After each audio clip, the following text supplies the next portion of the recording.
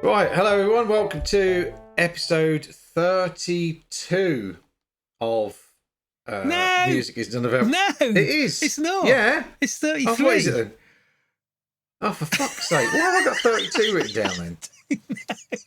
Are you Are you sure? Are you going to rerun last week's? Oh, fucking hell. I must have not... So it's 33, is it? It is. I'm absolutely confident, but I'm going to just check. Yes, it's 33. Fuck it. Okay. Right, let's start again. Right. Jesus Christ. I have so much trouble with these fucking things. Okay. Hello everyone. Welcome to episode 33 of Music is None of Our Business with me, what was my name? MC Crabstick. And me, and DJ Shitpump. DJ Shitpump. Oh dear. So this week it is we've picked lots of songs with boys' names in the titles. So how difficult was this? Not at all. Easy one? No, quite easy. I think I picked mine. I just went bang, had 5, kept them. In fact, I got 6. I've got always got 6. I've always got 6. Yeah, I'm careful. Just in case I change my mind about any of them. Although I've put the one that I might have changed my mind about first. Stop trying to pretend you're organised. I'm not organised. No, I've been doing this. I've been writing these down today because, like I said to you before we started, I thought we were recording this on Thursday this week. Yeah. So I didn't have anything. Everything was on my work PC, which has been shut down for the bank holiday weekend. So yeah, I've had to just quickly go through everything and go, right, that was what I wanted. But yes. So yeah. So do you want to go first this time? This time round. Okay, my first one. You'll know this one. This might even be a crossover. The D, the A, the N, the N, the Y, the N, the E, the D, the E, the L. The cat. No, it's not coming. No. Danny Nadelko, the Idols. Oh, right. Oh, God, no. No, well, I thought that might be a possible crossover. But it is then. Okay, well, it's Danny Nadelko by Idols. And this is from their 2018 album Joy as an Act of Resistance, which is a truly fine chunk of 21st century punk or post-punk. I'm not quite sure what they prefer to be known. I have to be honest, I've never really got into Idols. I am surprised at that. No, I don't know. And I don't know why. No. I remember hearing the first LP and thinking it was really good. And then never really following up and you know, I never went to see them other times they've played Cambridge. Right. Don't know why. No, really. I can't fathom that because they are brilliant. I think they're very, very good. But this song, it's about a guy called Danny Nadelko, strangely enough. No fucking way. You wouldn't know it, would you? You wouldn't know what? It. Well, I think it was hidden somewhere obscurely in the title. Yeah. But Danny Nadelko is even him. Put your teeth in, Grandad. Put your teeth in. Danny Nadelko. So Danny and him as well is a Ukrainian who moved to the UK in 2015, and he's the frontman of a band called Heavy Lungs. I don't know if you've come across Heavy Lungs. The name rings a bell, but okay. I don't think I've listened to them. But Danny Nadelko is the frontman of a band called Heavy Lungs, and he is a big mate of the Idols. In fact, the bassist of Idols, Adam Devonshire, used to be his boss when they were working in a pub in Bristol. And Heavy Lungs have a lot of similarities with Idols. It's jagged, powerful, driving punk, but not punk that relies on speed. It's very muscular music with caustic guitar that wanders around, strides into feedback, angry vocals. I'd just say 2025 album Caviar by Heavy Lungs is bloody brilliant. So perhaps put a track from that on the playlist. But indeed, Danny Nadelko is a storming fuck off to those dismal anti-immigrationists. So quite topical considering what we were just talking about. It focuses on the things that humans share: blood, bones, flesh, and vocalist Joe Talbot loudly identifies people who he says are his blood brothers. So, as well as Nedelko, the Ukrainian immigrant, he cites Freddie Mercury, a Nigerian mother of three, a Polish butcher, Mo Farah, and Malala, that being Malala Yousafzai, the young Pakistani girl activist who was shot by the Taliban when she was 15. So the chorus draws the line but from fear to panic to anger to hate. And that's the bread and butter of right-wing politics, really. Stoke fear, create panic, generate anger, fuel the hate. And this song is a big we are community and a big fuck off to those that would divide us. It's a really caustic, really powerful song, both lyrically and musically. So Idols, you got Joe Talbot singing. He's got some brilliant tattoos. I love his tattoos. They're just so all over the place, makeup as you go along. I'm sure I've seen he's got just a deck chair tattooed on his arm very badly. That kind of thing is just completely strange. But excellent. Joe Talbot singing, Adam Devonshire, I've mentioned already, on bass. Then you got two guitarists, Mark Bowen and Lee Kiernan, and John Beavis behind the drum kit. They came together in 2019, and I've not seen them live either. I've only seen them perform on TV, and I've seen them on TV several times.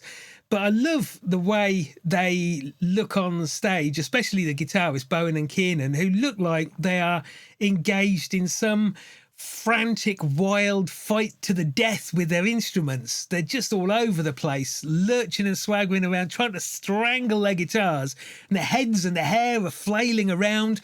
And it looks fantastic, and it sounds fantastic as well.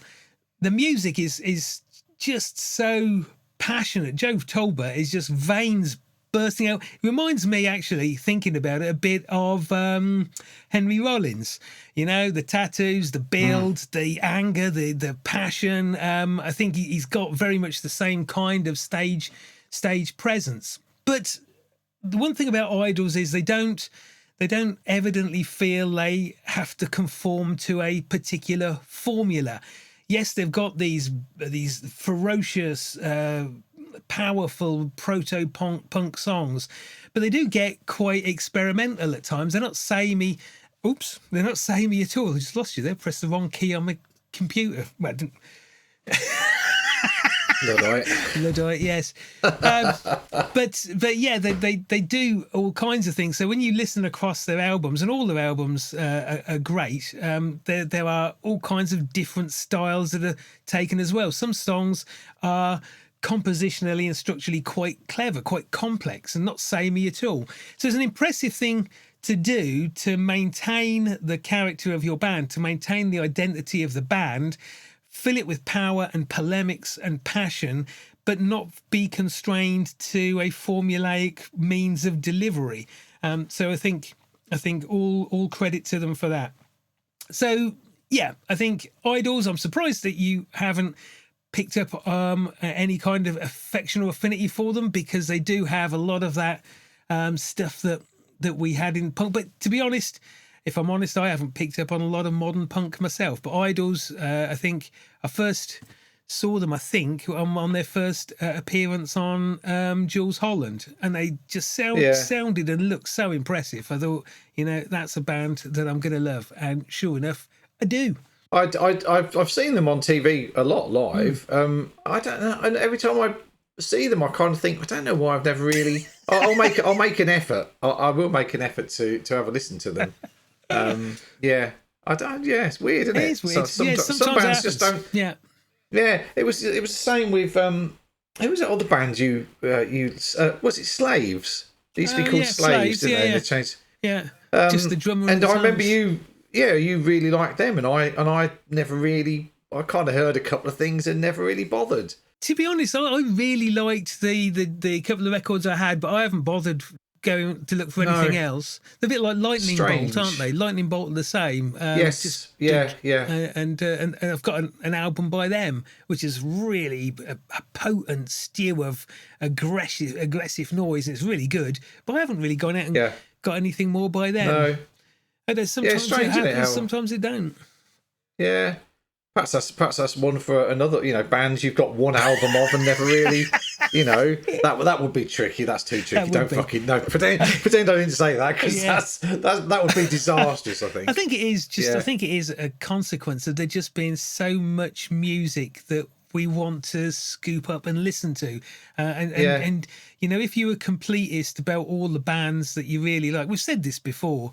You know, you wouldn't have any space in your No. life to do anything other than listen to the new records that you've got. Absolutely. No, I totally agree. Totally agree. Right, brilliant. Okay, well, my first one is the one I kind of hummed and hawed about picking this, because it's a really, really brilliant single that I bought, but I know absolutely nothing about the band. Oh, it's a bit short one then. Yeah, it will. But I just couldn't resist putting it in because it's such a good song. The band are a band called A House. Okay, And the song is called Kick Me Again, Jesus. that's a good title. It's a great title. It's a great song, but I know absolutely fuck all else about them. You must know something else about Well, I do. But I mean, for years, it's one of those songs where for years, I remember I bought the single back in, I think it was around it must have been mid 80s. Oh, it's an oldie, quite an oldie. Yeah. And I'm pretty sure I bought it from Keith's. Okay. Which is weird because I must have been on a visit back from Cambridge. But I distinctly remember buying it in there. What year did Keith's close? Have we covered that before? I think it was late 80s. I'm not sure. He didn't make it into the 90s. I'd left March. I'm not really sure. I left March Yeah, in same here. 87, so... Yeah, I'd gone by then. That's why he went out of business, because you and I had left. I think it probably was. Yeah, it probably was.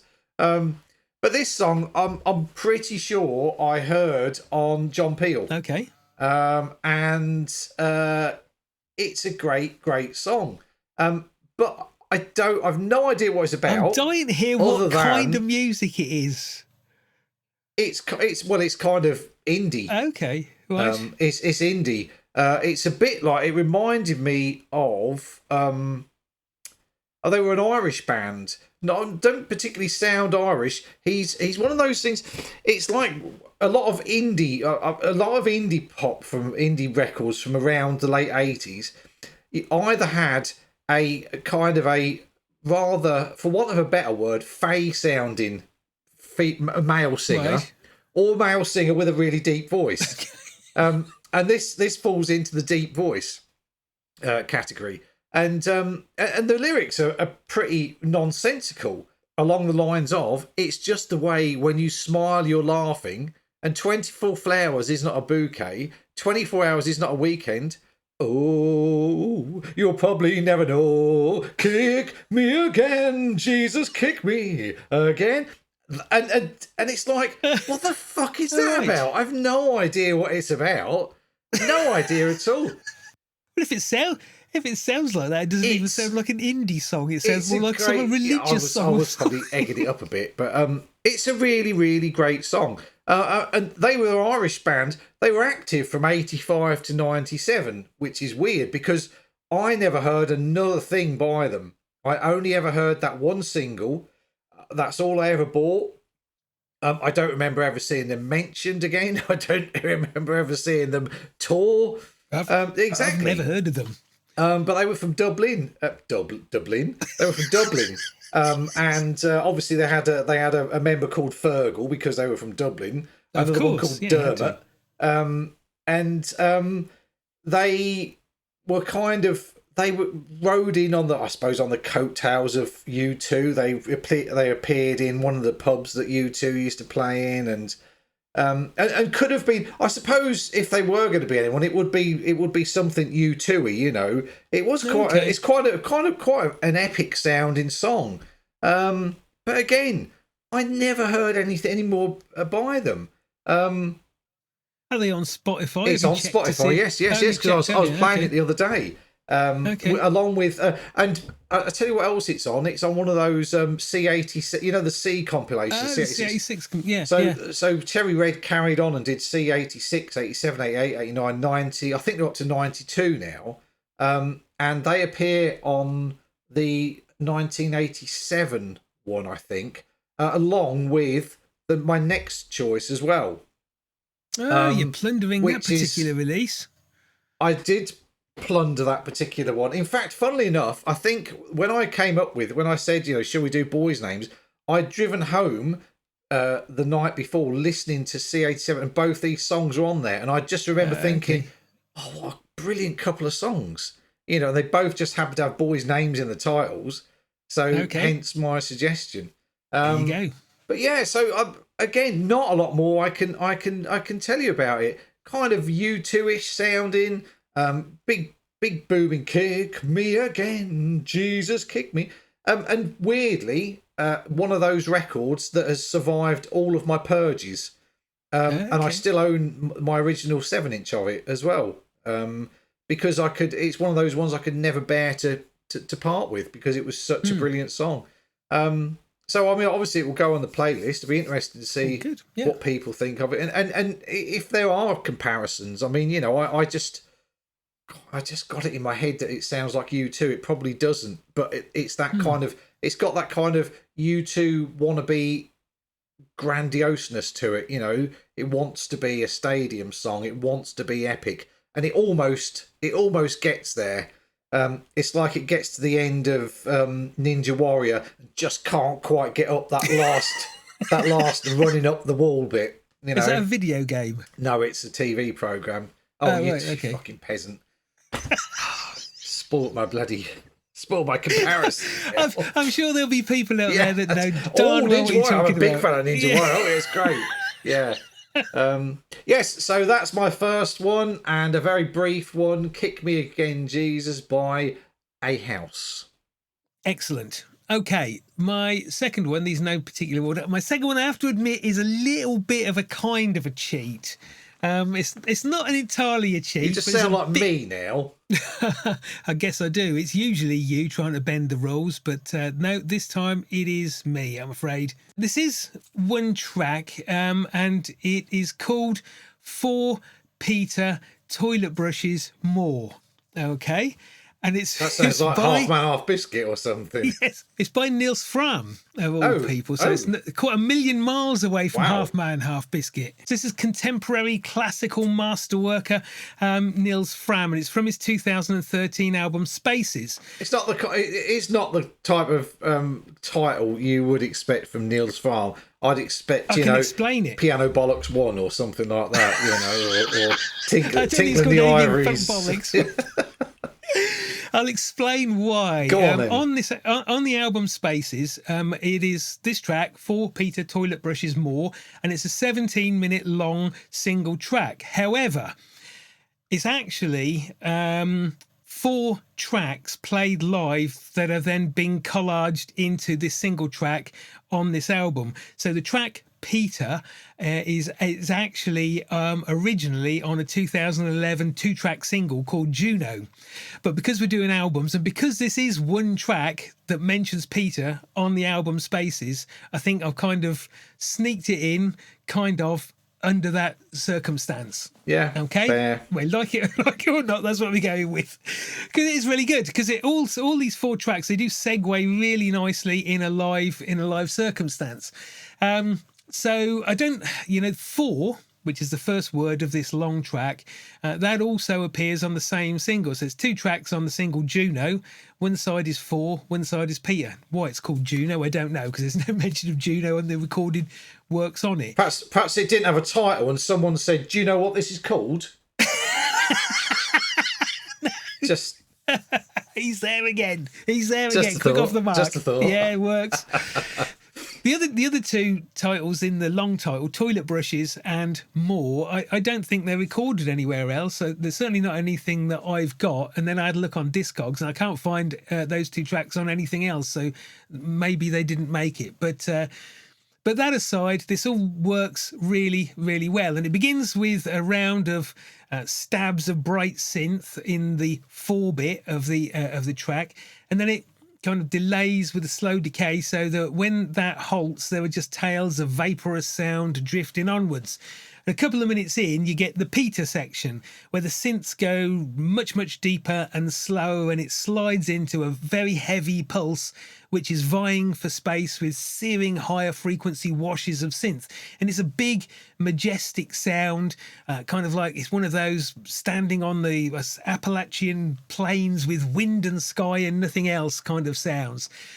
That kind of ebbs away, and you get the toilet brush bit, which is a sparse rhythmic percussive section, low thumping which sounds like hammered strings, some delicate tricksy piano stuff like butterflies, and then some staccato piano that I think is complemented with some delay as well.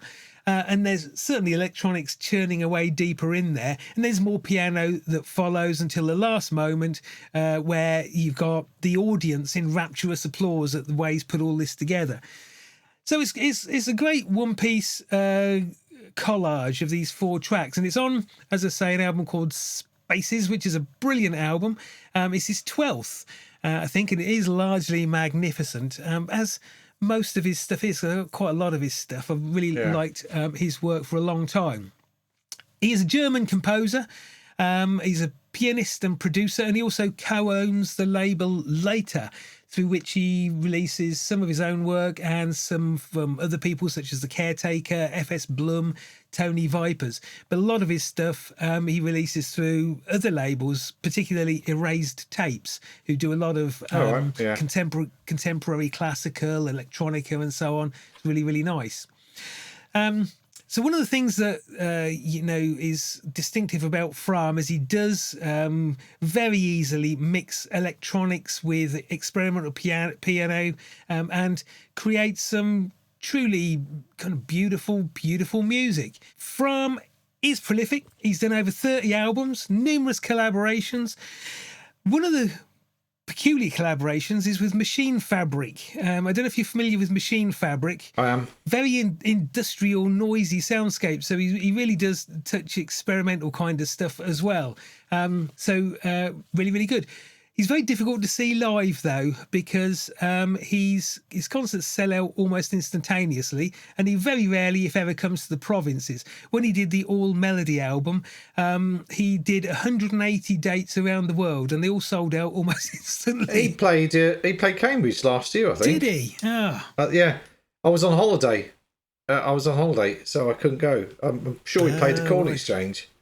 Okay, yeah. Well, if he certainly came up here, he would be the kind of place that he would play, not in like the Royal Concert Hall or something. Yeah. We have people like that here, and he hasn't made it yet, but keep an eye out. He had a piano specially designed for him by the German-Latvian piano maker David Klavins. It was called the Una Corda, and it's a lightweight version of a huge Model 370 where each hammer and the piano has its own single string, whereas most pianos have 3 strings per hammer. And it's such a distinctive sound that software developers' Native Instruments have an Una Corda instrument in their digital offering, which I've got, and it's great fun to play with. The other thing that was surprising, apart from the fact that he's collaborated with Machine Fabric, is that unlike his contemporaries, unlike his peers, Max Richter and Paul Schultz and so on, he doesn't seem to have any interest in making smelly things and selling them at high prices. What? So, is he mad? He's missing an opportunity there. He certainly is.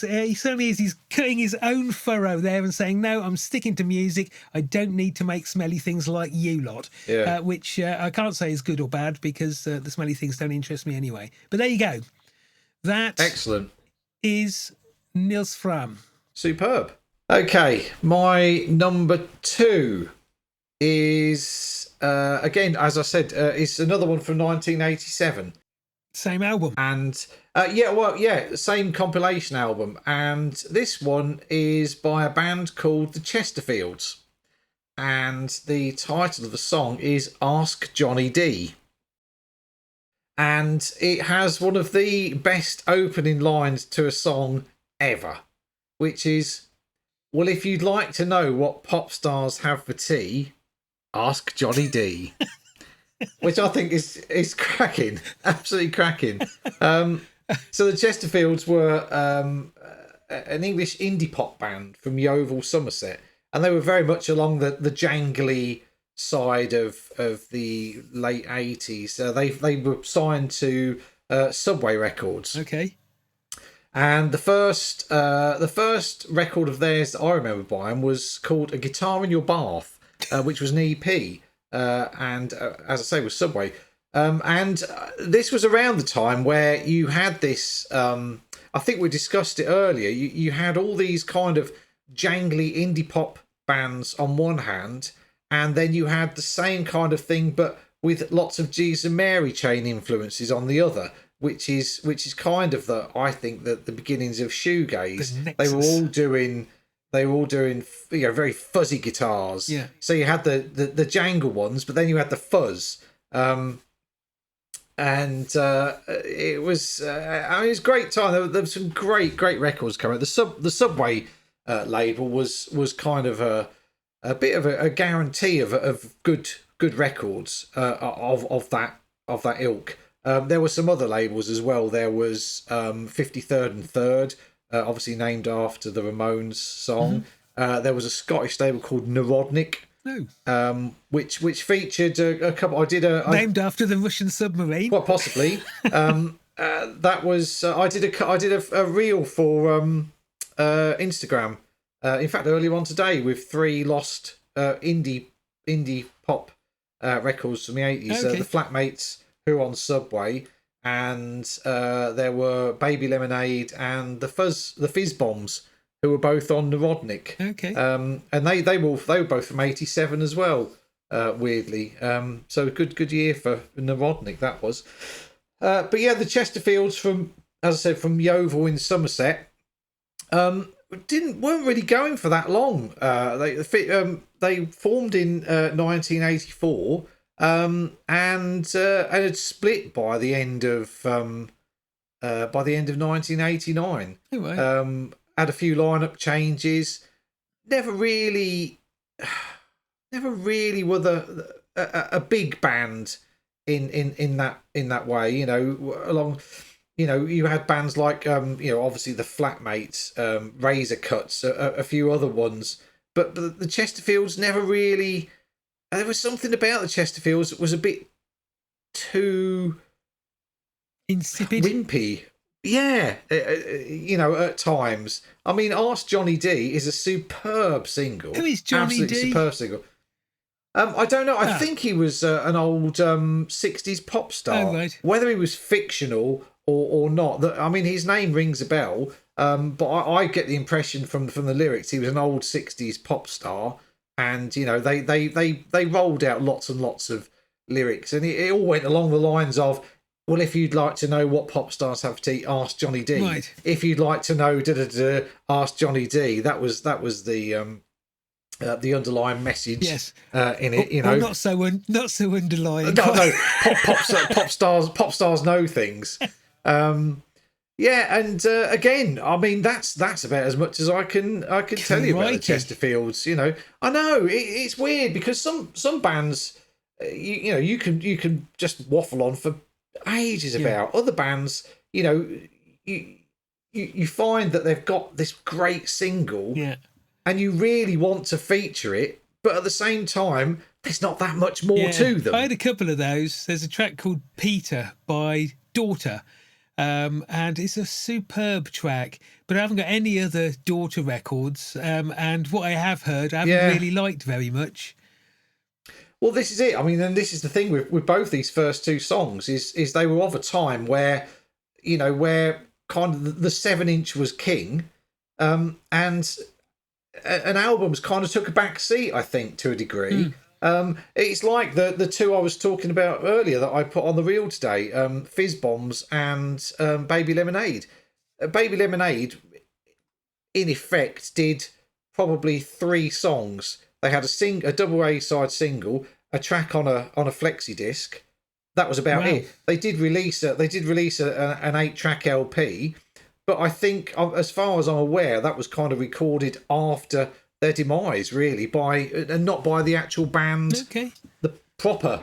And the same with Fizz Bombs. Fizz Bombs released a 12-inch, a 7-inch, and a flexi disc track, that was the lot, you know. Right. But they were great, and a lot of these bands were from that, you know, that kind of jangly, fuzzy pop movement. Just left you with a few random singles, and that was it. You know, maybe one LP, which possibly was a compilation of all the singles. Get out, leaving and wanting more. Yeah, oh yeah, absolutely. They just came and they went, and you know, it was great fun. You know, you'd have these random singles by bands, and you go, what else? And you couldn't really check at the time what else had been released, because you know you didn't have the means to do it. And now you can look back on to, you know, look on Discogs and go, oh, what did they do? Oh, fuck all. You know, how many singles they? Oh, I've got it. Yeah, that's just the one. I mean, and I think but I think in a way it's quite wonderful that a band who was awesome to me even now, as for example, Baby Lemonade, only ever had three real tracks. Yeah, they never went long enough to disappoint you with a poor third album or something. Yeah, exactly. You know, the same with the Fizz Bombs. The Fizz Bombs, great band, came, went. You know, literally within probably a year. Yeah. You know, released a few songs. I mean, the Chesterfields had a bit more of a left a bit more of a discography, but nothing that I'd really kind of want to get hold of. Right. You know, other than Ask Johnny D, because it's just such a brilliant song. But yeah.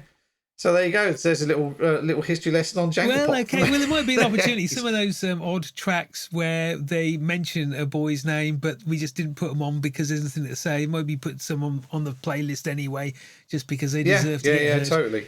Okay. Yeah. Cool. All right. My next one then is a song called Paul Simon Non-Tooth. By Exuma. And I don't believe it's any suggestion that Paul Simon of Simon and Garfunkel has dentistry problems. I'm not really sure why it's called Paul Simon Non-Tooth, but it's a fine piece of music anyway. It's from an album recorded in 1970. Oh wow! And it's from the second album by Exuma, and it's called, not very creatively, Exuma 2. Although the first one wasn't called Exuma 1. The first one was called Exuma the Obi Man. And they're both fantastic. Perhaps they meant, rather than Exuma 2, they meant Exuma as well, you know, rather than, it's T-double-O. As in the Roman numerals, two vertical lines, so there's no mistaking it. Or perhaps it was Exuma II. Exuma. Yeah, there you go. I think not. So you know, if you ever lose your copy and you want to buy a new one, go into the record shop and say, "Have you got Exuma II?" That was like Rocky I, Rocky IV, Rocky V. Oh, goodness me. Who went off on one there? I don't know if these albums are still available. I got the first two. I think they made one or two others before they finished. But they're both really, really interesting, really fascinating pieces of recorded history. Are they poppy or... No, they are kind of like shamanic, ritualistic types from the Bahamas. They do this voodoo shamanic music. The reason I bought the first album, it came out 20 years ago. It was re-released on CD, and I bought it then because the rumour that was swirling around then that I'd read about was that this group of people just turned up out of the blue at a recording studio in the Caribbean, laid these tracks down and vanished, and nobody really knew who they were, which had a great draw to me, just the mystery of it. Very fine story. Turned out it was apocryphal anyway, because it didn't happen that way, which is not really surprising. Apocryphal as in load of old bollocks? Yes. Okay. So Exuma's actually a chap by the name of McFarlane Gregory Anthony Mackay. And I say was a chap because he died in his sleep in 1997. But he was a native of the Bahamas, an artist, a musician, but he carved a very unique and distinctive path in recorded music, because as I say, it's all voodoo and ritual and chanting, ragged vocals and traditional instruments. Listening to it, you are transported to a kind of dusty village in times gone by where people are doing things, nasty things to chickens and goats and steady being on. very spiritualistic. No, I don't mean sexually. I mean kind of slaughtering them and washing the blood or whatever it is. But the music's a collision of several styles: African, Caribbean, and Sounds like when we lived in March. Yes. That was a hobby then, wasn't it? It was a pastime. We're doing like sacrifice. Oh, cool, excellent, yeah, lovely. We've only got 3 channels on TV and all the shops are shut. What are we going to do? Slaughter another goat? Yeah, I suppose so. Smoke some dried up flaked fish food because I've got no tobacco left. Baked banana skins. Baked banana skins was another one, yeah. All kinds of hardships we endured. But at the heart of this music is something called Junkanoo, or John Canoe, but it's been kind of conflated to Junkanoo, which is a festival which emerged either in Jamaica or Bahamas at the end of the 18th century, and it incorporates drumming and dancing and elaborate, bizarre, animalistic costumes. It's a festival that continues today, and I think initially it was to celebrate emancipation of the slaves, but I think more latterly it's become something to celebrate Christmas or different. It means different things in different places in the Caribbean. Anyway, this track, it's very minimal instrumentation, a rhythmic percussion, deep drums, small metallics, rattling, junky bells, a little bit of harmonica. It's got a nice kind of section of a chorusy bit, I suppose you'd call it, with some voices that hum, and then there's this raw, kind of aggressive voice, which I guess is McKay himself, who's shouting and laughing maniacally. He seems to be possibly calling forth a spirit. I'm not really sure. He said he mutters and does some stuff about asking to drink some blood, and if you don't bring me some blood, I'll drink your blood. It sounds a bit, I don't know. If you were to describe it to me, I don't know if I'd be interested. But it is very interesting, and there's a lot more structure. You're fucking selling this one. You really are. It's difficult to work out how to explain it. Your next thing you're going to say is 20 minutes long. No. I think it's about 3 or 4 minutes long. They're not in long form at all. Nothing on the albums that I've got are terribly long. Maybe 5 or 6 minutes at a stretch. But it is really interesting. And one of the things that I didn't know until very recently, because I've had these albums a long time and enjoyed them, it wasn't until very recently, like i.e. in the last few days, that I discovered that McKay, for all of this weird voodoo ritualistic Afro-Caribbean stuff, he actually wrote a poem which he then made into a song called Brown Girl in the Ring, which was then picked up by which is very strange. I also discovered that, he paints his own covers, and they're kind of quite voodooistic record covers. And Julian Cope was a big fan of his painting as well. So, and something else that I discovered, there's a third thing that I discovered. Astound me. Exuma toured with Black Flag. Oh, really? Yes. That's cool. I am astounded. I am genuinely astounded with that. I was absolutely staggered by that. I don't know what was more surprising, the fact that he wrote Brown Girl in the Ring, or that he toured with Black Flag. Yeah.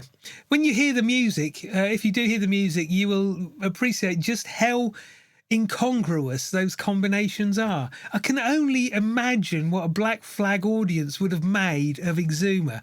Probably not very much, probably nonplussed. Probably, shall we take the opportunity to go to the bar? I don't know. But there you are. Great albums, great record, very interesting, very eerie. That's, I don't quite know what to say about that. Very interesting. I look forward to having it. Well, I'm wary of listening to that one, I've got to be honest. But excellent. It's good. I don't know if it's on Spotify. I didn't check if it's on Spotify. But I hope it is. I'll have a look. I'll try and. I've got a fucking pen. I'll try and remember when we do a break, and I'll have a look, see if I can find it. Okay. How is it? Is it just X or EX or EXUMA? Exuma? Right. Okay. Okay, I will check that out. Yes, okay. Okay, my next one is a song called Jimmy Jones by the Vapors. Oh, gosh. More famous for Turning Japanese. Indeed. In fact, I think that's the only song I know by them, which I hated. Ah, well, actually, I had a big collection of Vapors singles. Yeah, I really like it. I really like the Vapors. I just assumed they were kind of one hit and gone. I never realised they had much of a catalogue. Absolutely. They had two albums. There was an album called Nuclear Days or Nuclear Days. Oh, yeah, right. And then Magnets, which was the second album, which Jimmy Jones was taken from. Okay. But they had their first single was called Prisoners. Turning Japanese was the second single. They had one called News at 10, Waiting for the Weekend, Spiders, and Jimmy Jones. So 1, 2, 3, 6, 7-inch singles they had. All very good. All kind of they were kind of, I think, what you would have called them was power pop. And it wouldn't surprise anybody to find that they were discovered by Bruce Foxton from the Jam. One of the things that I remember, the singer of the Vapors had a hairstyle very much like Bruce Foxton, from what I remember. Yes, it was quite stiffy, like Roy Nicholas, in fact. Yes, yes. Roy Nicholas being one of our friends from school. Yeah. And yes, it was kind of a proto mullet, I suppose. Long at the back, bit spiky on the top. Bit spiky, quite a stiff, quite a quiffy little bit. Yes, perhaps. a stiff quiff. A stiff quiff. We've got a stiff quiff. We got a stiff quiff. If you're out there listening still, sorry, but that's what you had. So originally named the Vapors, they changed it to the Vapors. They took a U out. They took the U out, right. So they'd appeal to, because Americans don't understand U's in words. So they'd have gone, what, the vapors, and they go, fuck off, America. We'll take the U out with the fucking Vapors. And the Americans all go, oh, the Vapors, yeah. Why didn't you just say it in the first place? Did they break America as a result? I think they did. Well, Turning Japanese is one of those songs that kind of turns up everywhere. And it was big in America. Was it? And he's one of those songs that has turned up on film soundtracks as well, I believe. Probably keeping them, in beers until their dotage from that. So Jimmy Jones was their last single, and as I said, it was from their second LP. And what year was this? Great song. This would have been 81, I should think. They didn't go on for very long then. No, but they've reformed. They're playing again now. They've made a couple of new LPs. Oh gosh, which are okay. The two LPs that they did do, Nuclear Days and Magnets, were great LPs. Along that power pop, that power pop genre. Yeah, and great. Sing along courses, great hooks, etc. Jimmy Jones was all about Jim Jones, the Reverend Jim Jones. Oh, was it? Yes, who he started the People's Temple, I believe it was called, and was a bit of a twat, in all honesty. He had, I think. They started off in America. He'd get homeless people and people with no future and just get them, to enroll in his church. He performed miracles that were all faked, obviously. Then moved them all off to Guyana, and then made them all kill themselves drinking cyanide. 900 people died in Jonestown, and until 9/11, that was the largest intentional loss of American civilian life. Dreadful thing. That's what the song. Don't drink the Kool-Aid. Yes, that's right. Yes, cyanide laced Kool-Aid. A few people took it willingly. A lot of people were held at gunpoint and forced to drink it. The pictures of it are awful. Just. Have you seen the documentary footage of it? No, I haven't. I don't think I have actually. No. It's awful. It's dreadful to watch. The panic, the screaming, the fear. I think there were American agents at the time landing in helicopters because there'd been some kind of issue in advance anyway. It was awful. Yeah, horrible. But yeah, so that was Jimmy Jones. I don't think it made the charts. And shortly after they split up. In fact, the guitarist Ed Bazalgette became a television director. Television director. Television doctor. Fucking hell, that's me not paying attention. Dr. Finlay. Yeah. Well, I'll tell you what I was thinking. I'll tell you why I said television doctor, because he became a television director and directed some episodes of Doctor Who. Oh, right. So okay. that's I was kind of reading on a bit too far. Yeah, and they I think they've supported the Jam quite a bit, obviously because of the Bruce Foxton link connection, and also John Weller, Paul's dad, who was manager of the Jam, also managed them along with Bruce Foxton. Gosh, and they supported web. them. Yeah, they supported them on the Setting Suns tour in '79. Oh, right. But great band. I mean, it's see, this is kind of a one of those things where they're all you remember when you say the Vapors. You go Turn Japanese, and then everyone goes, that's a song about wanking. Well, allegedly so. Allegedly, yeah, but apparently it's not. But they actually the Vapors actually said it was a great story, so we left it going and probably sold more copies because everyone's going, oh, that's about wanking. Yeah. What was it about then? But again, I don't know. I think it was about just Turn Japanese, I suppose. I don't know. It was about Turn Japanese. I really think so. Okay. Yeah, and so I think that, when it's like, unfortunate when you've got a single like that, it overshadows everything else you ever do. So nobody remembers. I mean, they did News at 10 was a great song as well. And Waiting for the Weekend. I mean, all their singles were really good singles. They were all catchy, great choruses. They were a great pop band, but it's like, play Turn Japanese. Oh, fucking hell, Don't play Turn in Japanese. Yeah. I think that was, I just wasn't enticed or in any way persuaded to go and listen to anything else because I so hated that song. Exactly, and I think it's not that it's a bad song. It's not that, but it's overplayed, isn't it? It's you hear it. I just didn't like it. Oh, you have to be fucking different, don't you? I just didn't. Jeepers. I'm sorry.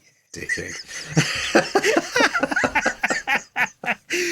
Oh dear, yeah. But yes, a really underrated band, and their first two original albums, well worth a listen. You'd be pleasantly surprised. You probably wouldn't because you're a dickhead. We just established that. But I mean, anyone who's listening, if you want to hear some good 80s power pop, the Vapors, power schmop, the Vapors, or if you're in America, the Vapors are your band. Yeah. I was just thinking, power pop is a shit fucking genre, isn't it? Really, it is. Yeah, it's an awful genre. Well, I don't like jingly jangly indie as a genre generally either. So you're not hitting many strikes at the moment. No, my genres are. I like a genre. Because I think you have to, because then you do get an eye. If I was to say to you, have you ever heard the Chesterfields? You go, what they like, and I go, if I go, they're kind of jangle pop, you'll go, oh yeah, I think I know what you mean by that. And if you say the Vapors, have you heard the Vapors? Oh, what do they do? Are they kind of power pop? You automatically do get a sound in your head. The problem with that is if you are naturally disinclined to like jangly indie or power pop, you automatically switch off what may be some good music which has just got lumped into that bucket. Absolutely. It is awkward. I know that there's a great deal of expedience and convenience in using genres, but so often they don't properly fit. We should just have one overall genre called, I'm not fucking telling you, go and listen to it on Spotify. Yes, that's easy enough. Go and listen to it. Yeah, absolutely. Just fucking go and... Yes. Okay. Right, my next one then is a track called Uncle Frank Says Turn It Down. And it is by the enormous psychedelic noise rock behemoth, which is Gnod, who are an epically brilliant band. And this is from their 2018 album Chapel Perilous, which is one of the best out of a catalogue of awesome records. It is a ravaged blast of noisome rock, and it's practically an instrumental because the vocal is barely able to rise above the cacophony of these squalling guitars that are screaming and frothing and feeding back huge sheets of coruscating white noise almost. It is powerful stuff indeed. And it's also very hypnotic because, like a lot of Gnod songs, this one evolves over quite a protracted running time. I don't know how long this one is. It's probably got to be 20 minutes, isn't it? Has to be. No, it probably is anyway. If we do a fucking episode when you don't pick a track that's like about 3 days long, you know, I'll be like, what the fuck? I don't know how long this one is, but anyway, Gnod from Salford. And I will do it in that. I will go, what the fuck? In a very high pitched voice. I don't know why I did that voice, but I think it's perfect. What the fuck? It works. It works for that particular circumstance, indeed. Thanks. Yeah. So yeah. More of that to come, but carry on. I don't know. I don't know how long it is. I'll have a look actually in a minute. But Gnod from Salford. They've been around for 20 years, and they've produced lots and lots of terrific records. Yeah, 20 years. Fucking hell. 42 albums to their name. As well as lots of other splinter projects going on. And talking about, you know, how hard it is to keep a pace of even the bands you like. I think I've got 15 or 16 of their albums, nowhere near all of them, and you just can't keep up. Otherwise, you don't buy anything else. You don't buy anybody else's records. You don't buy any food. You don't pay council tax. Fair enough. and you can't go to the toilet because you've got to listen to all these records you bought.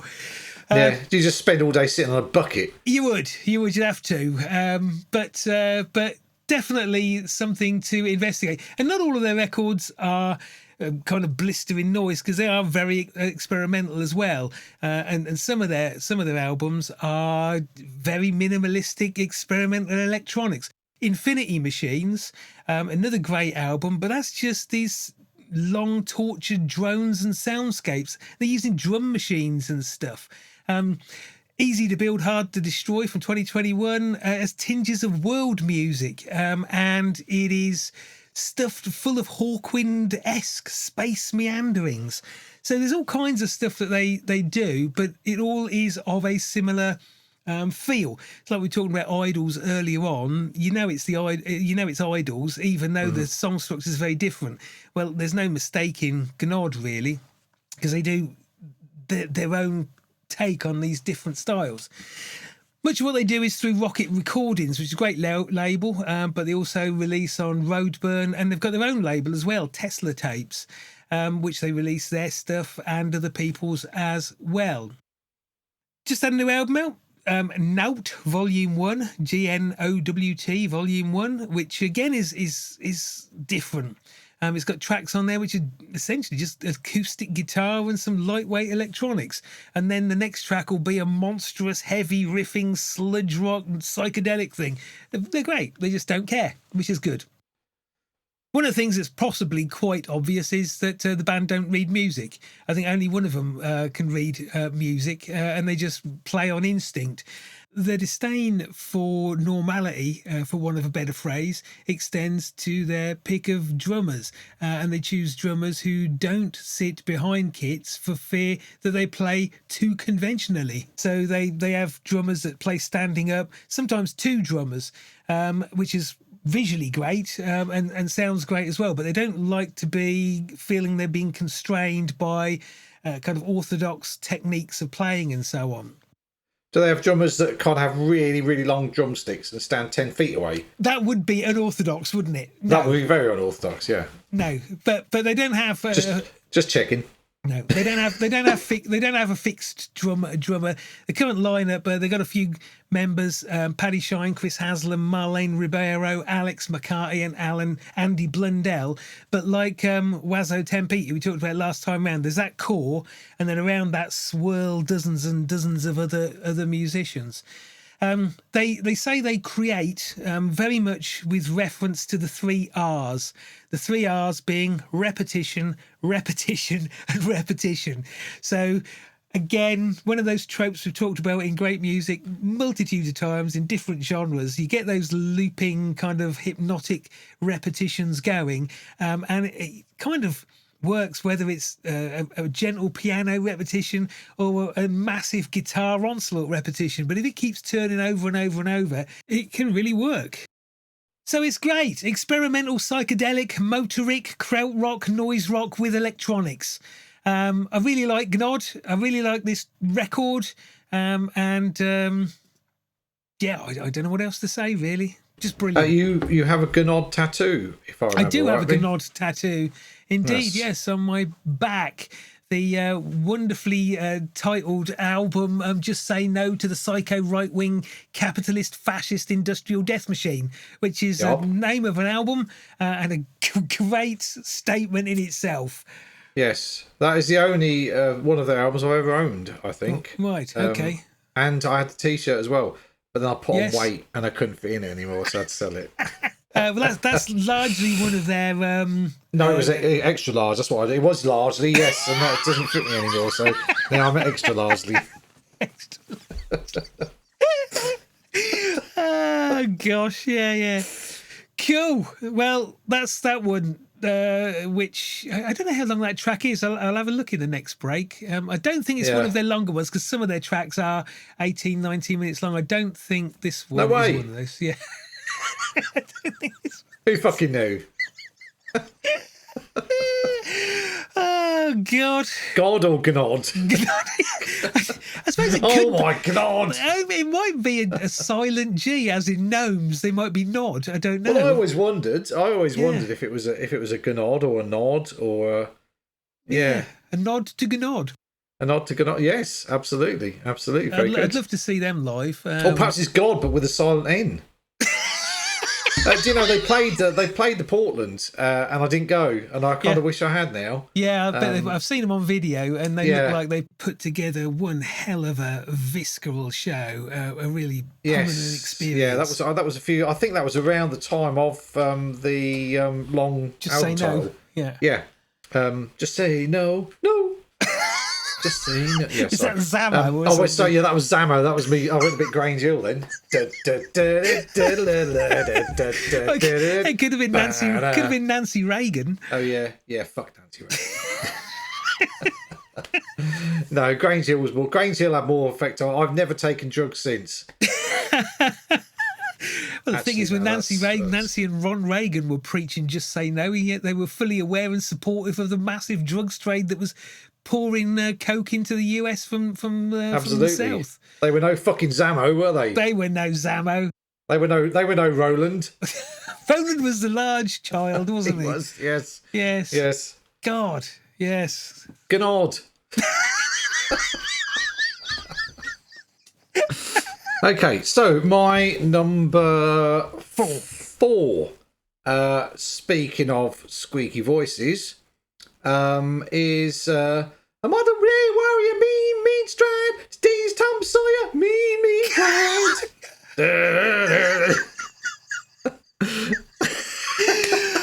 I don't know if I've just had a stroke or something. I don't know. What the hell? Yes, Tom Sawyer by Rush. Rush? My God, you're all over the place, aren't you? I've got this love-hate thing with Rush. And I do quite like them now. But it started back in 84 when I moved down to Cambridge. And I was working. I went to work at a hotel, as I've talked about on many occasions.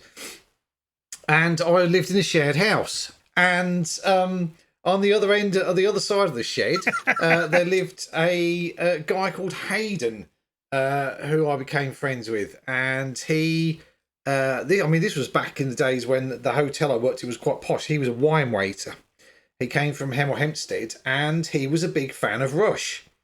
So obviously, one of our first conversations was, "What kind of music are you into?" And he said, "I like Rush." And I said, "Who are Rush?" And he went, "I'll educate you."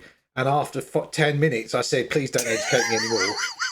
I thought, "Oh, this sounds quite good." And then Geddy Lee started singing, and I was like, "What the fucking hell is this?" It was so fucking squeaky, and I was just like, "No, I can't." Ugh. Yeah.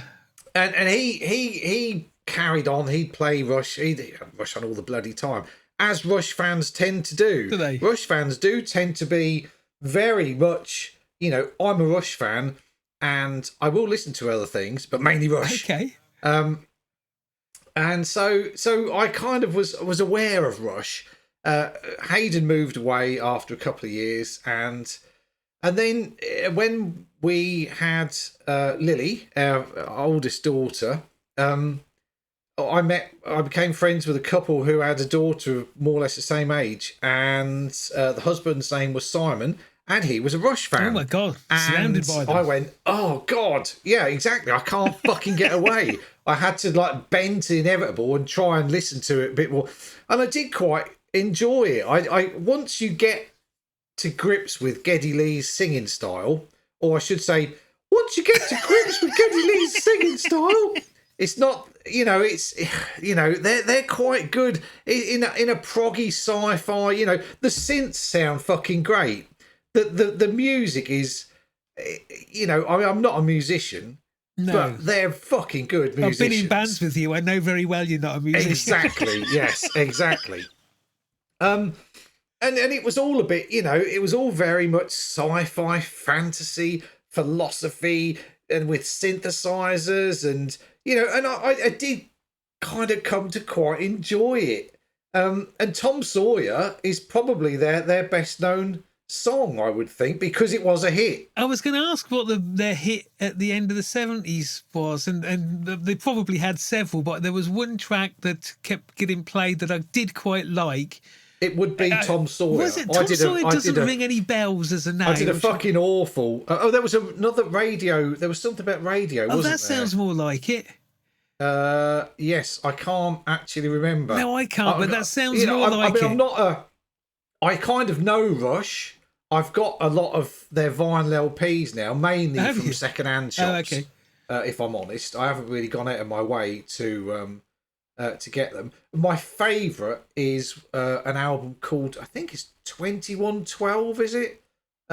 Which is very much the big sci-fi synthy one. And he's... And I really like it.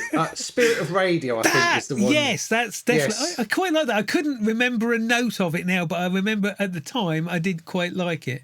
Yeah, and they're acquired taste, I think, but they're massive. Yes, they are massive band. Yeah.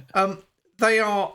Let me see. As of 2024, they were 90th in the US with sales of 26 million albums. Gosh. And industry sources estimate their total worldwide album sales over 42 million. Fucking hell. And are they still alive and running? No, well, yes. Neil Peart died. He was the drummer. Yeah, hell of a drummer. Yeah. He had like the biggest drum kit you've ever seen. It was like the size of two houses. And and he'd be like, all right along these. He and didn't doing need these the drum fucking... kit. Exactly. I could do it without it's very much like guitar solos. But it's like it's more like that. Yeah, there's a similarity of technique there, isn't there? Yeah, yes, absolutely. So is Geddy Lee is the bassist, singer and keyboardist. Alex Lifeson is the guitarist. Was he a double neck guitar as well? No, I don't think he does. I think he's a Gibson Les Paul. I think Oh, okay. I think he uses. Yes, I'm looking at a picture of him now. And then Neil Peart, as I said, was the drummer. He died, unfortunately. But they're doing a reunion tour with a girl called Annika Niles is drumming. Oh, right, okay. And she's very good. She'd have to be. I've seen. Yeah, well, she's very good. She is very good. I've seen them. They released a video of them playing live together, and she's fucking awesome. But yeah, and yeah, and I've just developed a real soft spot for Rush. What is the actual song that you've suggested as part of this? Tom Sawyer. Oh, of course, yes. I do Tom apologise. Sawyer. Yeah. I've lost it in all the blibs and so Yes, on. you deaf twat. Yeah. And I mean, a lot of it. I mean, their lyrics are generally bollocks. You know, it's all kind of sci-fi. It's a bit like, you know, the Led Zepp, Lord of the Rings stuff. You know, it's all a bit like wanky and that, but it's good fun. And I mean, and Simon, my friend Simon, he's like I say, he's a massive fan. And he's, I mean, and I think the thing is, it's the Rush fans are so enthusiastic about their band, you can't help but, you know, but like them, and appreciate, you know, and just appreciate how much they adore them. And then, you know, you listen to it and you think, oh, it's all right. And then you slowly get sucked into it, you know. I mean, I'm not a massive fan, but I'm very tolerant of Rush now. You like this particular track, though? I like this particular track, and as I say, I really like 2112, or I assume, or 2112. I don't know what this fucking called, but it's 2112, I think. Okay. And it's very pompous, overblown prog rock synth, you know, but it's just fun, you know. You can't help but like it, really. Well, they're Canadians, aren't they? So they're going to be be likable people. Yeah, absolutely. Anyone from Canada is bound to be likable. No doubt about it. No doubt about it at all. Yes. So dedicated to my good friend Simon, Tom Sawyer by Rush, and also dedicated to Hayden, who I haven't seen in like about 40 years. I've no idea. He's probably dead or something, you know. So I don't know. It's weird. It's weird. I was thinking this the other day. You know, we were good friends. He moved away. Never heard from him again. I mean, this was 40 years ago. No idea whether he's alive, dead. He doesn't. I've checked. You know, you find people you think, oh, you know, pops into your mind. You check them. No trace of them on the internet, which is most unusual these days. But you know, there's several people who I kind of have worked with over the years, and you know, kind of intrigued to what they're up to, and just can't find anyone. And you think, oh God, you know, you automatically think the worst now. You know, not in here, they're not on here, they're not on there. It is sad. Yeah, I think sometimes it's dead easy to lose touch with people when you're younger, when you're wrapped up in your life, and especially if you relocate or change jobs. And Absolutely, I think at the time you just focused on this new experience, this new adventure. And I think it's only in later years, like you, that you sit and think, I wonder what happened to Pete or Paul or Sally or whatever. And yeah, I mean, I don't go hunting. I'm not on any of the social media, so I can't go hunting for people anyway. But it is sad that you lose touch with people. But it is. I mean, when we were talking about James Taylor Quartet a few weeks ago, when I was talking about going to see them, I went with my friend Terry, who I am still in touch with. But we also went with a girl called Katie, who we were really good friends with at the time. In fact, I was my girlfriend for a little while. Yeah, right. And she left, kept in touch for a little while, lost touch, no trace of her. You know, I looked her up on a couple of occasions because I found a couple of photographs with us in. Okay. And I thought, I wonder what happened to her. Yeah. You know, and it's really sad. You know. Yeah. Are they dead? Are they? You know, it's you know. Well, I guess life, we both know people who we were close to have died along the way, and when you get to our kind of age, it's inevitable that some of them would have fallen by the wayside. Yeah, it's awful, unfortunately. really. But, it's like one of those things. If you kept in touch with all the people you ever knew and got on with, what time would you have for listening to records? Absolutely. It's a Absolutely. Yeah. balance. Yeah. Yeah. Yeah. Fuck them.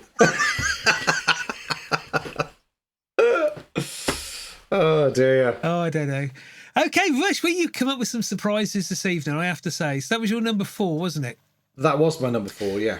Okay, my number 5 and my final one on this list is a track just called Nick, Nick, and it's by a band called Songhoi Blues. And it's from the 2014 album, their debut, Music in Exile, which they really were in exile because they're from Mali in Africa and there was a civil war going on and they had been swept up in that and had to vanish elsewhere. But they do a great record. They do a great record. Oh, fucking stupid thing to say. They do a great hairstyle. Dear, oh dear. Very poor. Did you have a little minor stroke then? I did another one, yeah. It's one of those kind of evenings. But it's a great record, and I think, much of what they do is really, really. I hate to use the word, but it's a word that fits. It's got a great groove. It's groovy, but it is African music. Groovy is a great word. Good. I love groovy. I'll it's stick one of with my it favourite words. Everything's groovy. It's desert blues, and it's a genre, because we talked about genres earlier on. If we're going to have a genre, it's desert blues.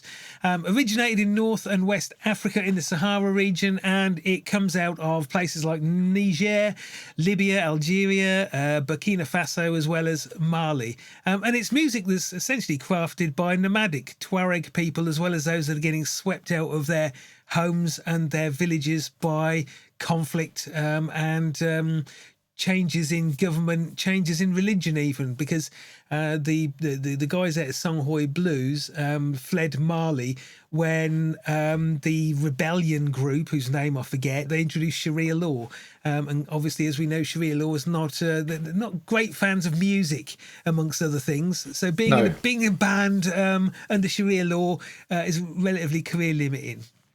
But they fled.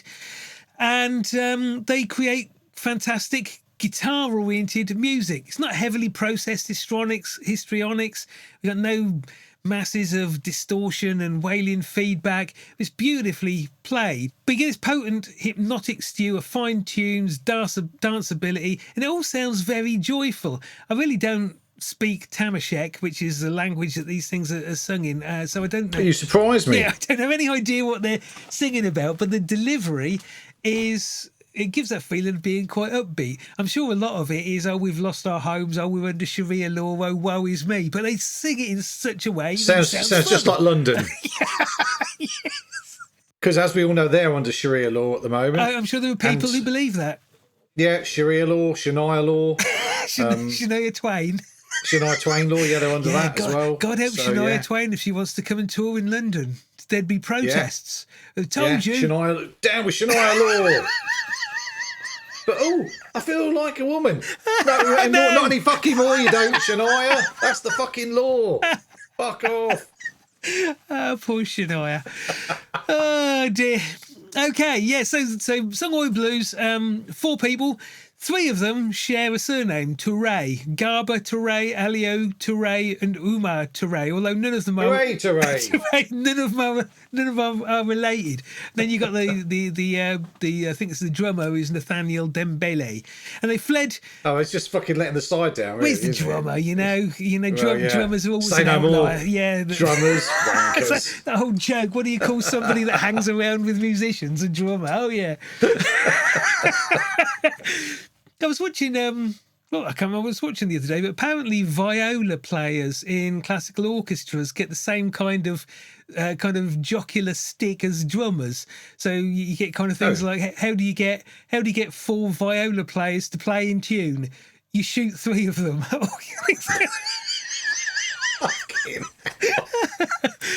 I don't know why I'm laughing, because I have no idea the difference between a viola and a violin. Well, viola's a bit bigger version of a violin, essentially, although the Stradivarius viola is worth more than a Stradivarius violin anyway. Yeah, so fuck you, violins. Fuck you. Take Take that. That's one for the violas. Indeed.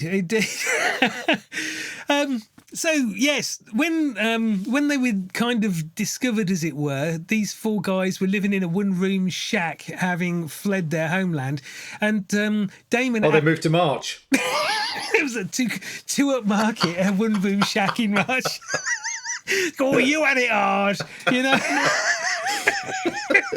Yeah, there 27 of us living in shoeboxing with little roads. Roads? We didn't have roads in Cambridgeshire. Dirt tracks covered in dog shit and carrots. Anyway. Oh, decompose. So, Damon... Decomposed. Yeah, that was March. Decomposed. March, the capital of decomposed Cambridgeshire. So Damon Albarn, he had a musical project going called Africa Express, which you may have heard of, may not. And he took this project. He was aware of this rebellion that was going on in Mali, and he was looking for collaborators to take part in his Africa Express project. So he went to Bamako, which is where Songhoy Blues were holed up, and they auditioned and they were successful. And that's really the step up that they needed to get onto the world stage. And they went from strength to strength there. Africa Express, by the way, I've not heard a lot of them, but I do have their 40-minute interpretation of Terry Riley's 1968 classic In C, which of course you fucking I don't know if you know either the original or the Africa Express version, but that is really fantastic. It is 40 minutes and it's just repetitive, slowly evolving single track. Fantastic, both versions. Well worth having, but I won't. I could put that on the playlist. I wouldn't. Unless I might have to introduce Shania Law on you. I like that. Oh God, she should just bring out an album called Shania Law. I'm going to write to her. I'm going to write to her and demand it. Anyway, you'd have Shania Law courts, and every outcome will be you got to make her feel like a woman.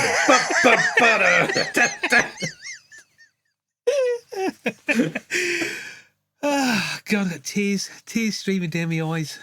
Anyway, so so Music in Exile was the first album. They've released a few for since then. It's all got a little bit more polished than the first album. The first album's the best one, I think, but it's all great. It's all groovy music. You can really get into it. It's very uplifting, and I do find it inspirational and fascinating that people's who get swept across the face of the earth, buffeted by war, homeless, nomadic, they still find the space and time in their lives, the opportunity in their lives to form brilliant bands like Songhoy Blues and Tinariwen and Tamacrest and Umdu Mokhtar, and they do it in such adverse conditions and produce such great music. Desert Blues, fantastic. So the track Nick from their first album, Songhoy Blues, brilliant. Excellent. Not to be confused with Dessert Blues, which is when you sing when you're having your pudding after the main course.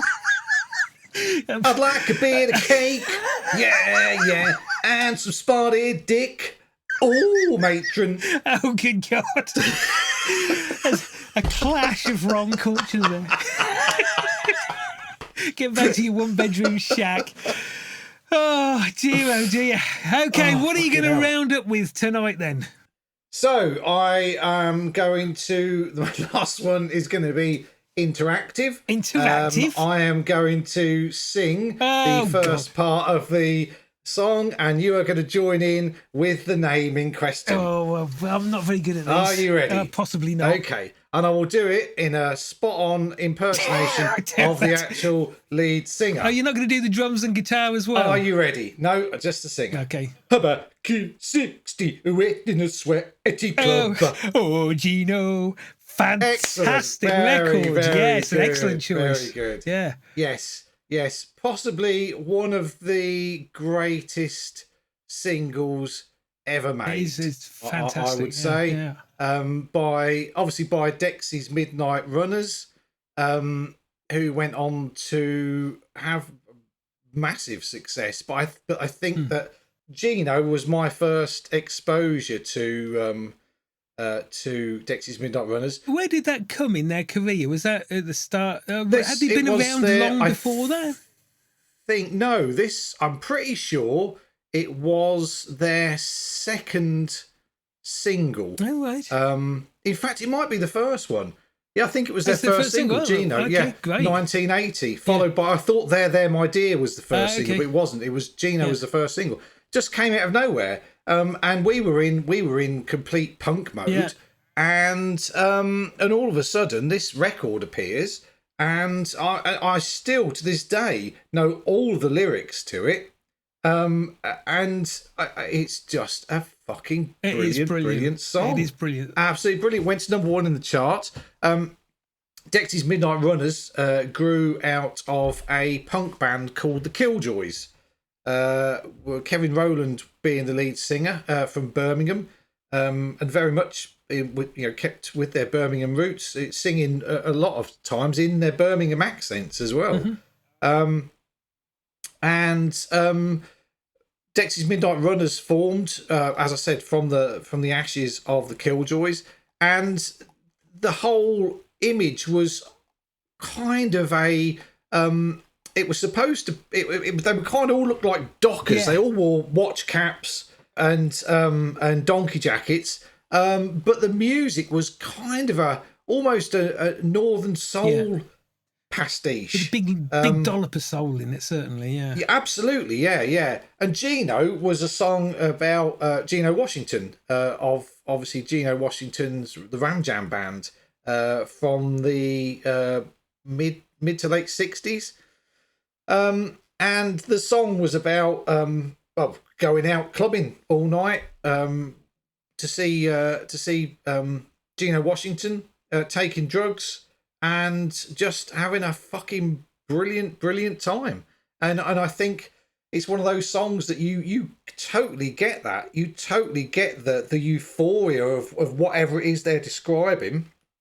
It's a great big stomper of a soul stroke northern soul song. Yeah.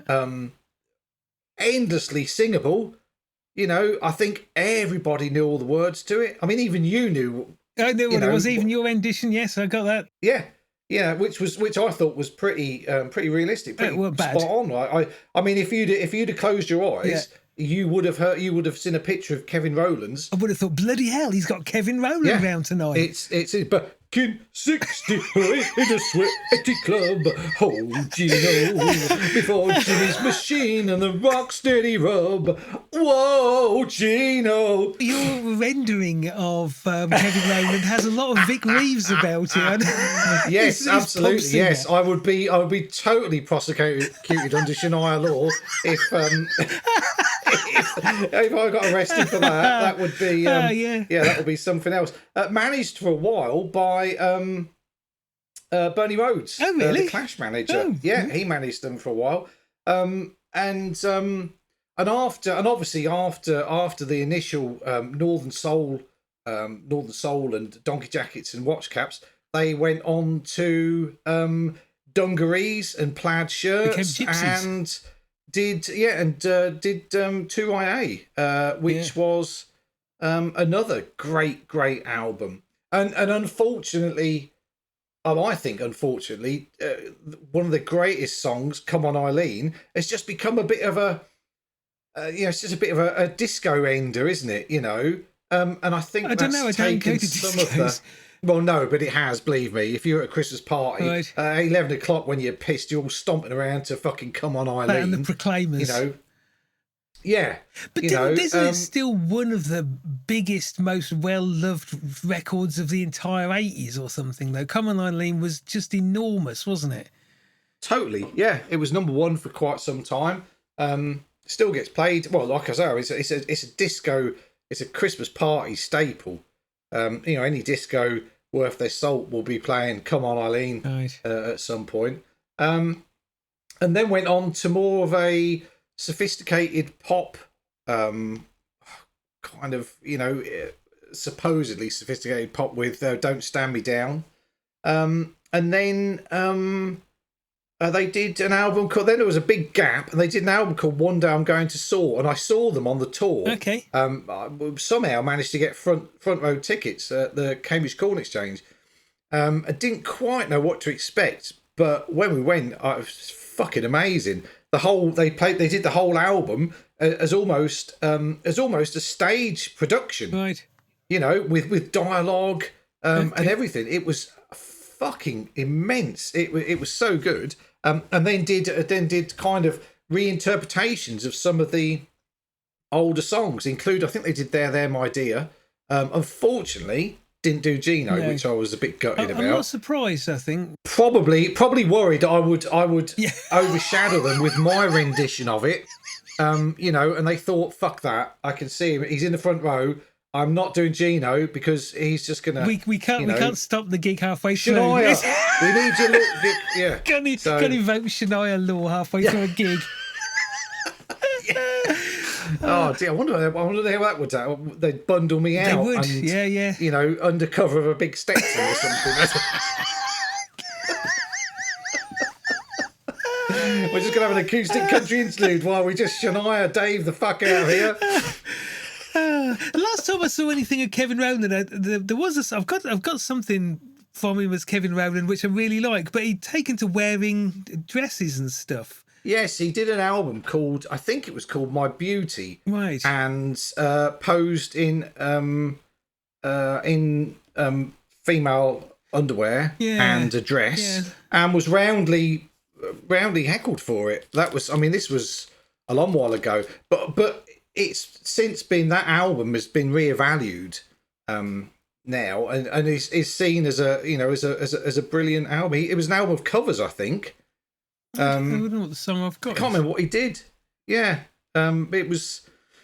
I listened to it when it was re-released, and I thought it's pretty good. I mean, he's got a hell of a voice, Kevin Rowland. It's certainly distinctive. Yeah. I mean, well, you know, you got to listen. I mean, Gino, Come On Eileen, Jackie Wilson said, you know, just those. But the dart player. Yeah, yes, yeah. Apparently, I read that they did actually ask them to put. It was an intentional joke to put the. It wasn't. So because they always said, it was a mistake. The BBC but Dexys have since admitted that they did it they requested it as a joke because they thought it was funny, which does actually make it even funnier. Because I think they were always seen. I think the problem is Dexys were always seen as a bit po-faced, weren't they? Yeah, I guess so. There was not much in the humour stakes. No. Maybe they'd started out under Shania law when they just didn't like to laugh. Possibly. Yeah, I would imagine so. I would imagine that's the case. How soon do you think we're going to get sick of this? We'll probably never mention it again after this episode. We can invoke Shania law whenever we want now, you know. We'll just do whenever one of us says something, the other one gets invoke Shania law and think up some ludicrous country and western tinged punishment for them. You know, you got to sing about your dead dog. Oh, I do like it. Anyway, yeah. So we go on. Yeah. And I think also worth mentioning is that the actual albums themselves, Searching for the Young Soul Rebels and 2IA, have both been released with as deluxe editions that are well worth getting hold of for the extra tracks, B-sides, demos. There's some great music in there. Everything they did was quite superb. You know, they were a very very good band. You know, and rarely put a foot wrong. I mean, and even when at the time people said, you know, it was mainly because they were a bit too far ahead of themselves. And retrospectively, a lot of their albums look back on and gone, fuck me, that was genius. Yeah. That was. I just had a look to see what that Kevin Rowland song I've got is, and I can't find it. But I've just found that I've got a Killjoys record, "Johnny Won't Get to Heaven," which yes, I think that was the one single. I think it was on Lockjaw Records. Oh, I can't tell you that. I haven't got the record in front of me. Just a list with the records that I have, and it doesn't have that information on it. Yeah, they were. I think it was the only one they did. Raw. It was on Raw Records, Okay. which I think was a Cambridge label. Yeah, was that Lee Wood? I think Lee Wood was a guy called Lee Wood who ran Raw Records. There were a few bands on Raw actually. I've got a feeling that I'm not going to go waffling on about pulling stupid trivial facts out of the fucking air because I'll just bore the tits of everybody and someone will arrest me under Shania law and make me ride fucking horseback for a couple of fucking days and Gonna speak in a Texan accent for 2 weeks. yeehaw. Howdy. Yeah, I'm going to greet everyone with howdy. Howdy, partner. Yes, okay. So anyway, Gino. Good. That is my Fantastic. fifth and final pick for this week. Good one. Okay. So the question remains, Jake, what have you been listening to this week? This week I have been mainly listening to an album called Raw Skulled from 2024, and it's by a band called Axamel, the Fire Black, Breech Clouds, Hides and Wagon Sheets. Of course you have. Of course you have. I've also been... That goes without saying. Louis Walker Bass is a great record. Also been listening to Emperor Tomato Ketchup by Stereolab from 96. Stereolab, yeah, I knew that one. Breakthrough in Grey Room by William S. Burroughs from 1986. Kel by French experimental metal band, I think you'd call them, Brickville. And then one of William Basinski's, On Out of Time from 2019, which is very good. Excellent. Yeah. Very chilled. Very chilled. I've been listening to the new Sea Feel LP. Is it good? Soul Hurts, very good. Yes, I really enjoy that. I've also been listening to Maya Hawke's new LP, which is called Maitreya Corso. And it's a double and is very, very good. If you like kind of gentle, folky, folky indie kind of stuff. I found myself listening to Dragging a Dead Deer Up a Hill by Grouper, which I hadn't heard for quite some time, which I really enjoyed. The new American Football LP, LP4, is very good. And I've been punishing the fuck out of my Peel Sessions LP by Exmo Deutschland, which finally arrived from Rough Trade. And is very, very good. I did notice that Norman Records put up that they had one copy of it about 2 days ago, and I stuck it in. Yes. I saw it on my phone. I thought I'll stick it in my cart. When I get home, I'll buy that. And I got home to the message: your cart is empty. That's already sold. I think there's still some. I think Rough Trade's still got some copies if you did want to get one. Yeah. When Norman Records did put their record store day up, I managed to get my copy of Ethel Cain. I saw that was still LP. there. Yeah. Yes, so I managed to grab a copy of that, which I was quite chuffed about. So I think I've got pretty much everything I wanted to get from Record Store Day now after the fact. So didn't need to go and queue up it was, at 7 o'clock in the morning. I didn't. No, I didn't, which was great. As usual, shout out to the greatest playlist ever because they're really nice chaps. DJ Substance, Brooklyn Pete, and Robin the Girl Wonder. I'm going to carry on calling that. They haven't really mentioned it. They can't resist. What can they do? Invoke Shania Law. Exactly. I just listened to the latest episode this morning. I listened to it. I have it on. I just keep forgetting I'm listening to it, and then oh fuck me, I'm supposed to listen. So I do miss bits. But I voted for The Damned. Oh, what was today. It was Alone Again or. A what? Alone Again or from Anything. Oh, don't know that. In that they do a playlist and you have to vote for your favourite song. Yeah, is Anything a Damned album, is it? Yes. Oh, I don't know it. Yeah. It was from the Gothy period. I think it came after Phantasmagoria. Oh, God, I'd lost them then. Well, they'd lost me. Yeah. But Alone Again or that was a cover as well, wasn't it? That was another Arthur Lee cover? Possibly, it sounds like it. Yeah. So... Okay. Yes, so that's that. I'm off to the independent labour market on Saturday in King's Cross. Excellent. Which should be fun. And that's it. No gigs lined up for a while. Bloody hell! What is going on? Nothing until. Well, I might if I can get a cheap ticket. I might go and see Sugar. Okay. They're playing at Kentish Town Forum at the end of the month, so I might pop along to that. There's a few tickets on Twickets. So I won't be happy, but I might leave it till last minute, see if I can pick one up for slightly cheaper. And then if I don't, I don't. But you know, it's and then June I've got several in June. I think Super Chunk, Otabiki Beaver, and yeah. So yes, so there you go. So that's it for this week. Next week is girls' names, or next in 10 days' time, give or take, will be girls' names. You remember to put it up when it's produced. Yes, I will try and remember. So if we can find a song about Shania Law, we'll be quids in. So that's.